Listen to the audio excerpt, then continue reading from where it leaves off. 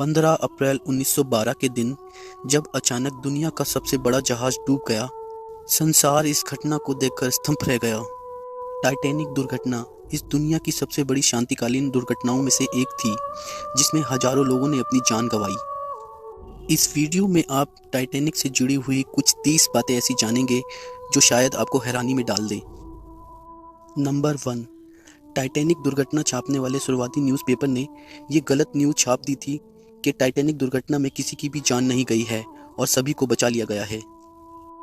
Titanic की दुर्घटना के 2 दिन बाद सही जानकारी आना शुरू हुई कि कितने लोगों की मृत्यु हो गई और कितने लोगों को बचा लिया गया है। नंबर 2, अब एक गजब संयोग देखिए।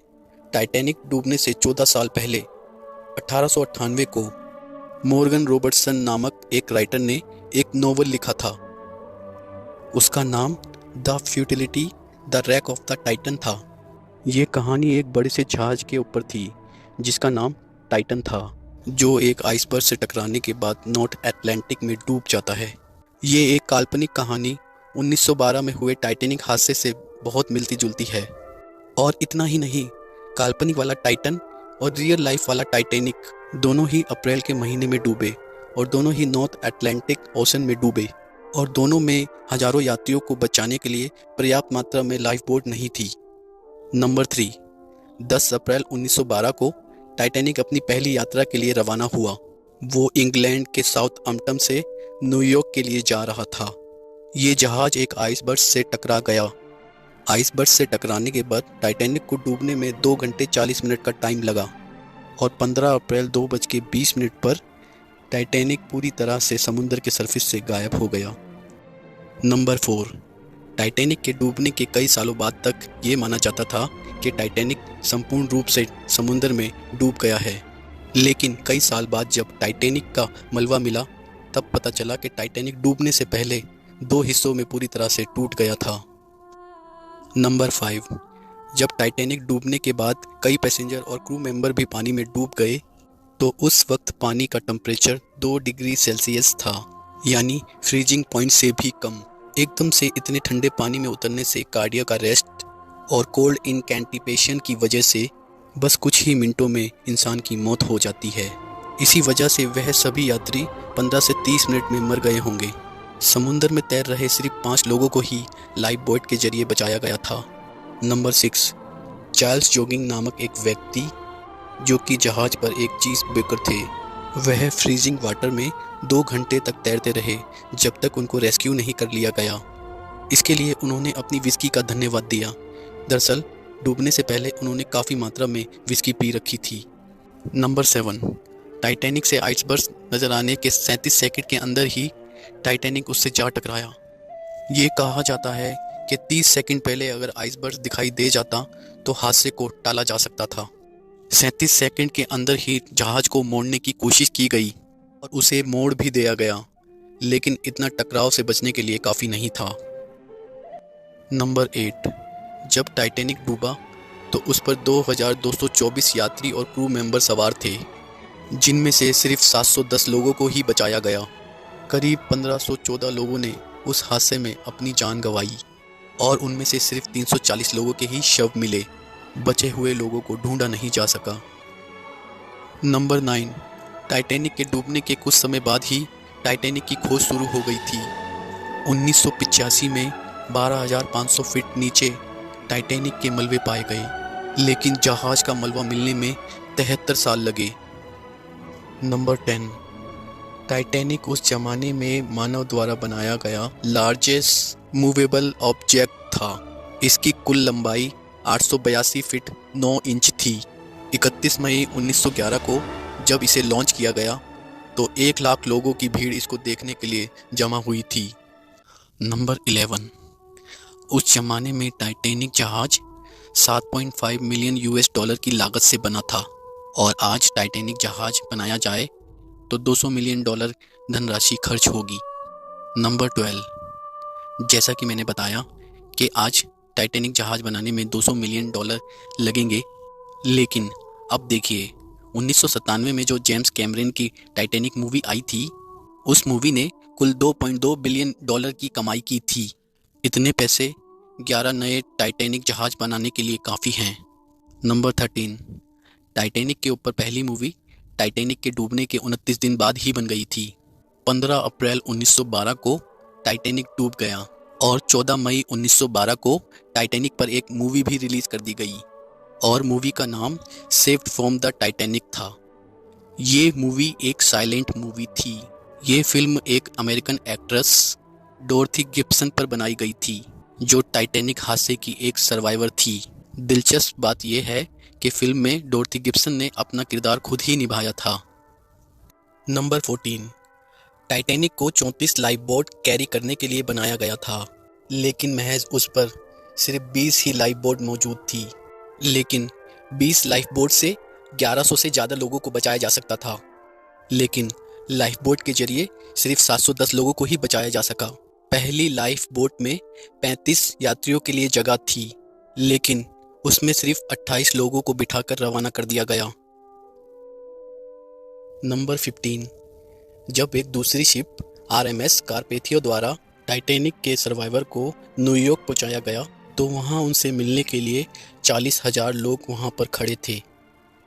नंबर 16, मिल्विना डीन नाम की ये औरत टाइटैनिक के सर्वाइवर में सबसे अंतिम समय तक जीवित रहने वाली एक इंसान थी। 31 मई 2009 को 57 साल की उम्र में इनकी मृत्यु हुई। मतलब टाइटैनिक की दुर्घटना में बचे हुए 710 लोगों में से अब कोई भी जिंदा नहीं है। 15 अप्रैल 1912 को जब टाइटैनिक डूबा, तो उस वक्त मेल्विना सिर्फ 2 महीने की थी और इसीलिए यंगेस्ट पैसेंजर ऑनर भी मेल्विना के नाम दर्ज है।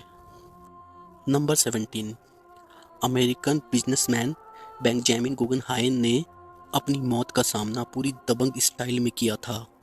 टाइटैनिक सर्वाइवर रोज एमिली लिखती हैं, बेंजामिन महिलाओं और बच्चों की मदद करने के बाद बहुत अच्छे से ड्रेसअप हो गए और उन्होंने कहा, मैंने अपने सबसे पसंदीदा कपड़े पहन लिए हैं और मैं एक जेंटलमैन की तरह जहाज़ के साथ नीचे जाने के लिए तैयार हूँ। और उन्होंने कहा, न्यूयॉर्क में रह रही मेरी वाइफ से कह देना कि मैंने अपना फ़र्ज बहुत अच्छे से निभाया है। बेंजामिन को आखिरी बार डेक सीट पर बैठे हुए सिगार पीते हुए देखा गया था। नंबर 18, टाइटैनिक के 2 स्पेशल सर्वाइवर थे, वायलेट जेसप नाम की एक नर्स और आर्थर जॉन नाम के एक स्टोकर। इन दोनों ने टाइटैनिक सिंकिंग से भी सर्वाइव किया। इसके बाद जो HMHS टाइटैनिक जहाज़ डूबा, तो उसमें भी ये बच गए और उसके बाद जब RMS ओलंपिक जहाज़ एक ब्रिटिश जहाज़ से टकरा गया था, तब भी ये दोनों RMS ओलंपिक में सवार थे। इन सब हादसों में बचने के कारण वायलेट जेसप का निकनेम मिस अनसिंकेबल पड़ गया और आर्थर जॉन को अनसिंकेबल स्टोकर कहा जाने लगा। नंबर 19, टाइटैनिक पे मौजूद सभी म्यूजिशियंस 2 घंटे तक बजाते गजाते रहे जब तक कि टाइटैनिक डूब नहीं गया, ताकि इसलिए यात्रियों के बीच अफरा तफरी कम रहे और वो शांति बनाए रखें। किसी भी म्यूजिशियन की जान नहीं बचाई गई। नंबर 20, टाइटैनिक पर 35 इंजीनियर मौजूद थे और सभी अंतिम सांस तक लोगों को बचाने के लिए लगे रहे और सभी 35 इंजीनियर ने अपनी जान गंवाई। नंबर 21, टाइटैनिक से यात्रा कर रहे सभी पैसेंजर में 13 कपल अपने हनीमून पे आए हुए थे। नंबर 22, टाइटैनिक को दूसरे समुद्री जहाज़ों के द्वारा बर्फ़ की चट्टान के लिए 6 बार चेतावनी दी गई थी। इसके बावजूद वो अपनी फुल स्पीड पे चलता रहा। नंबर 23, टाइटैनिक पे फर्स्ट क्लास पैसेंजर के लिए आलीशान सुविधाएं थी। उन्हों के लिए Turkish bath, library, barber shops, reading and writing rooms, gyms, smoking rooms, steam rooms, high class restaurants और हीटिंग स्विमिंग पूल की व्यवस्था थी। नंबर 24, शानदार टर्किश बाथ सिर्फ फर्स्ट क्लास पैसेंजर के लिए ही था। वहीं 700 से ज़्यादा थर्ड क्लास पैसेंजर के लिए सिर्फ 2 बाथ टब थे। नंबर 25, टाइटैनिक पर ज़रूरत की लगभग हर चीज़ मौजूद थी। यहाँ तक कि टाइटैनिक का खुद का एक न्यूज़पेपर भी था। अटलांटिक बुलेटिन नाम से अपना एक न्यूज़पेपर भी था जो डेली छपता था और वह newspaper daily first class passenger के लिए डेली पहुँचाया जाता था। नंबर 26, टाइटैनिक का इंटीरियर डिज़ाइन काफ़ी हद तक लंदन के रिट्स होटल से एक्सपायर्ड था। ये होटल 1906 में खोला गया था और आज भी चालू है। नंबर 27। इंसानों के साथ साथ टाइटैनिक पर कई जानवर भी टाइटैनिक पे सवार थे, जैसे कि डॉग, कैट्स और रैट्स। और कुछ बर्ड्स भी यात्रा में शामिल थे। 12 डॉग में से सिर्फ 3 को बचाया जा सका, बाकी सभी जानवर और पक्षी डूब गए। नंबर 28। कुछ सोर्सेस के मुताबिक टाइटैनिक पे मौजूद एक रीगल नाम के डॉग ने कई यात्रियों की जान बचाई थी। ये खबर उस समय के एक अखबार ने भी छापी थी। यहाँ तक कि 1912 में टाइटैनिक पे लिखी हुई एक बुक में भी इसका जिक्र किया गया था। लेकिन बहुत लोग ये भी मानते हैं कि ये एक मनगढ़ंत कहानी है। नंबर 29। एडमंड और मिशेल नाम के 2 भाई टाइटैनिक के इतिहास के एक ऐसे बच्चे थे जिन्होंने टाइटैनिक सिंकिंग को बिना किसी पेरेंट और गार्डियन के बिना सरवाइव किया था। इसलिए बाद में इन दोनों भाइयों को टाइटैनिक ऑर्फन्स नाम दिया गया। दोनों भाइयों की उम्र में 2 साल का अंतर था। टाइटैनिक सिंकिंग के वक्त मिशेल की उम्र 4 साल थी और एडमिन 2 साल के थे। 1912 की शुरुआत में इनके पेरेंट्स ने डिवोर्स ले लिया था। मदर को अपने बच्चों को अपने पास रखने की इजाज़त मिल गई। बाद में उनके फादर दोनों बच्चों को लेकर भाग गए। इसके बाद इनके फादर इनको लेकर टाइटैनिक से यात्रा कर रहे थे। जब टाइटैनिक डूबने वाला था तब इनके फादर ने आखिरी लाइफ बोट में इन दोनों को बिठा दिया और वो खुद टाइटैनिक के साथ डूब गए। मिशेल ने बाद में ये बताया, उसको याद है कि उसके फादर ने अंतिम समय में उससे क्या कहा था। उसने बताया उसके फादर कह रहे थे, बेटा जब तुम्हारी माँ तुम्हें लेने आएगी, जो कि मैं जानता हूँ वो ज़रूर आएगी, तब उससे कहना कि मैं उससे बेहद प्यार करता था और अब भी करता हूँ। उससे कहना कि मैं आशा करता था कि वो हम सबको ढूंढते हुए ज़रूर आएगी ताकि हम शांति की एक नई दुनिया में साथ में खुशी से रह सकें। नंबर 30। टाइटैनिक से जुड़ी एक सच्ची प्रेम कहानी है। इशिडोर जो एक अमेरिकन बिजनेसमैन और पॉलिटिशियन थे और उनकी वाइफ आइडा, ये दोनों टाइटैनिक पे फर्स्ट क्लास पैसेंजर थे। इन्होंने टाइटैनिक हादसे से 41 साल पहले शादी की थी। जब टाइटैनिक डूब रहा था तो इशिडोर ने लाइफ बोट पे बैठने से इनकार कर दिया। उन्होंने ये कहकर मना कर दिया कि जहाज पर अभी बच्चे और महिलाएं मौजूद हैं। इन सबसे पहले वो लाइफ बोट पे नहीं जा सकते। हालांकि इशिडोर को उनकी वाइफ के साथ लाइफ बोट पे जगह दी गई थी, लेकिन तमाम कोशिशों के बाद भी वो लाइफ बोट पे नहीं गए। आइडा ने भी अपने हस्बैंड की वजह से लाइफ बोट पे बैठने से इनकार कर दिया। आइडा ने जोर देकर अपनी नौकरानी एलन को लाइफ बोट पे बिठा दिया।